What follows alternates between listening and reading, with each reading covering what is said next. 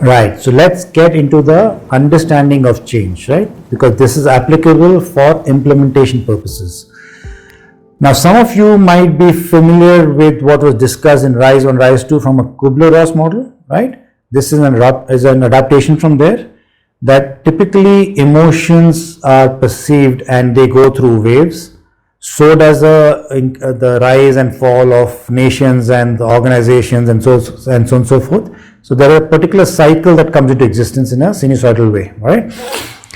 So from that point of view, right, when there's a large change happening, so for example, digitalization happening at a larger organization, the change management exercise, right, is also faced as a trauma with a lot of resistance by human interfaces, right?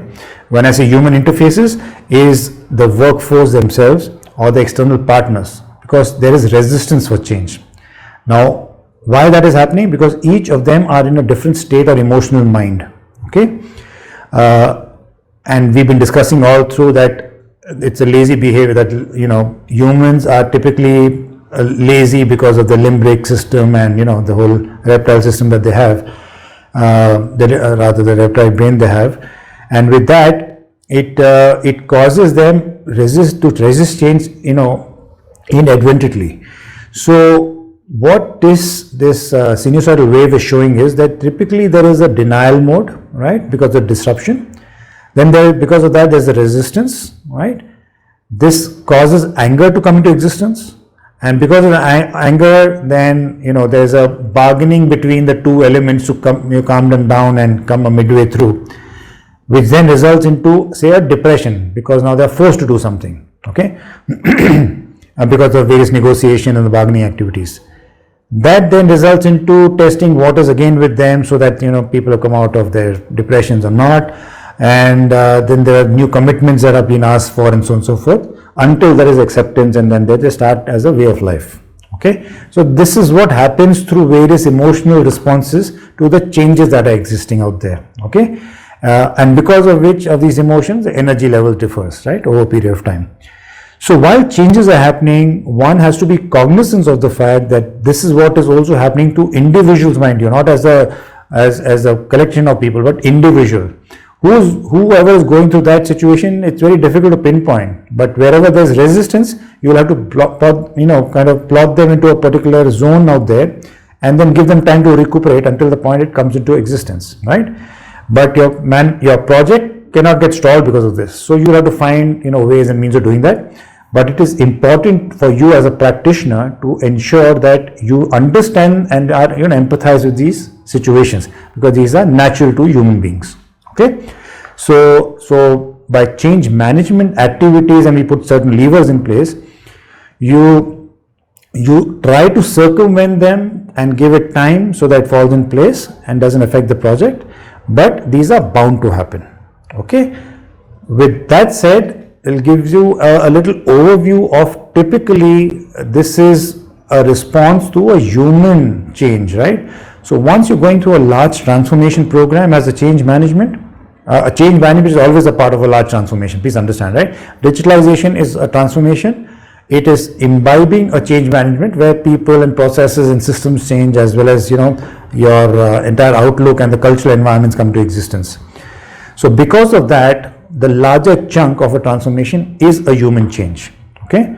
So sometimes organizations transform just with human changes, okay? Because when they try to change cultures or, you know, strategies that are going to affect, so the people come to existence again, because large activity that happens is because of the people in an organization. So human change is one of the classification that happens as part of the change management per se, anywhere in any organization or a nation, right? With that said, the second level of change is typically in technology, right? We talked about digitalization. In the digitalization process, you saw mainly this technology changes, right? After the technology changes, then the human change comes into existence because of the larger transformation, okay? Now imagine this, if in a change management process, there is no technology change, technology has changed, but now you're changing cultural aspect of the organization because you want to compete at a larger range, because your competition has done so. Okay, At that point of time, it's only the human change. You are changing behavior, changing mannerism, so that people start producing or giving an outcome which is higher and larger, right? We've seen latest the case being with Google. They're trying to do that, right? They're putting efficiencies upwards of 25%, and then getting rid of people who cannot cope up, right? So suppose that is the situation given. So human change is a separate element and technology being a separate element, okay? Though whenever you do a technology change, human change is part and parcel of that, all right? Clear? So two things, human change and technology change always happen in an organization, okay? One can be exclusive of the other, but when technology happens, it has to be, the change management in human has to happen, right? Because they have to adopt it. Clear? With that example, technology, there's a digitalization is a very clear example for that we discussed through, right? While technology is happening, for continuous improvement, you're putting human changes. For adoption, you're putting human changes, and there are ways of doing that, okay? Now, when you mix the two, right, that is your human change and technology change together, it actually comprises of the organization change. So when we talk about an organization change or an organization transformation, it is always with human change and technology change, okay? But when we talk segregatedly, it can exist exclusively as human change in an organization for the reasons mentioned earlier, or it could also be a technology change. But when a technology change is happening, human change is a part of that, right?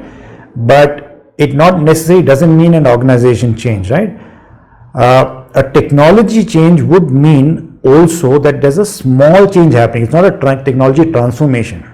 When technology transformation happens, then definitely it's an organization change, because the human transformation also happens because it's holistic, okay? So that is organization transformation. But when you're talking about technology change, it's a small change, okay? A small change, and we classified planned, unplanned, and the others, right? So for technology change, it's a small change, and the adaptability of that is also small, with a small sphere of human beings, okay? That's easily manageable, or much easily manageable compared to an organization transformation. Clear? So it's very important to understand a transformation, a change, and then the classification of change. And when you talk about organization transformation, how is it affecting the others, and so on and so forth. Clear? So with this basic understanding, we will now jump into what an implementation of change would look like. Okay? I'll see you there in a minute.